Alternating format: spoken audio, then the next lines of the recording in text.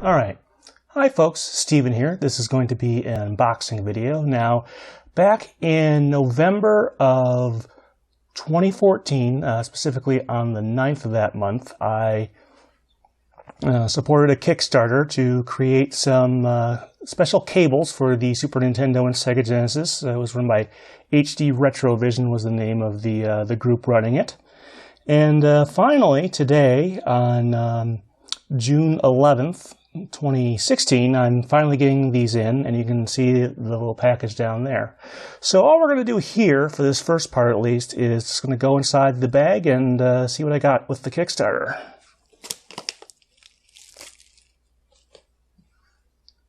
I will say that despite the long time it took for the product to get out, the folks running the Kickstarter actually did a pretty good job of keeping us updated, which was a very nice benefit and kept things things moving, I guess. Alright, so besides the cables, I did have at least one thing here. Let's see. Yes, there's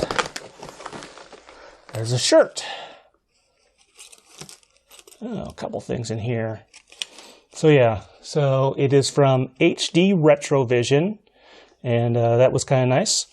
And first off, I got this t-shirt of, looks suspiciously like a certain plumber, but I'm told the name is different. But in any case, I picked up this shirt to go with it as a little bonus. Let's see, I also got this little thing here. This is some sort of souvenir clip, if I remember correctly. I forget exactly what it was, to be honest. It's been so long, but I know it comes with this little circuit board here that maybe I'll put a nice little close-up of that has some of the stuff from the manufacturing process, I guess.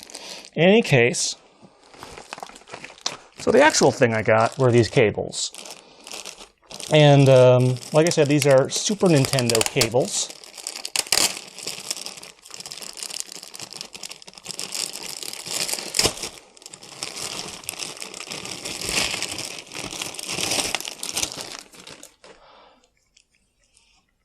So you can see on this end is your standard Super Nintendo multi-out connector. And then we have this here. And you have your output stereo audio plus component video.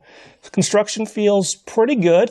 I know they went through a lot of revisions to make sure this would be universal for practically every Super Nintendo. So they went through a lot of that. But the real proof, of course, will be in hopefully a little bit. I'll be able to show you what some of the games look like through these cables. So, how did the cables perform? Well, they almost worked on my TV, though I think that's the TV's fault. See, after connecting them to my TV's component input, I did get a picture and sound, but for some reason the image had horizontal scan lines, which the cables aren't supposed to result in on my LCD TV. Worse, when the picture changed significantly between frames, it resulted in this very odd flickery effect, which is why I'm including stills here instead of video. Because of this, I wondered if I was having a 240p issue. I had gotten a picture to show up when performing the 240p test described on HD Retrovision's website a while back, but to be sure here, I started Pokemon Stadium on my RGB modded N64. Sure enough, when I got to parts of the game that I know use 480i, the issues disappeared until it went back to 240p again. After this, I tried fiddling with the settings on my TV and the brightness switch on the cables, but wasn't able to get 240p to display properly. Now, I had always been able to get 240p sources to work with the TV's composite and S-video inputs, so I hooked up the green Luma cable to a composite input on my TV, which produced a proper, stable grayscale image. So it seems like the issue is that my TV's component inputs just don't quite have the ability to handle 240p. Not a problem with the cables, though I'll have to get another TV to be certain. If you have any questions, go ahead and post a comment or send an email. Thanks.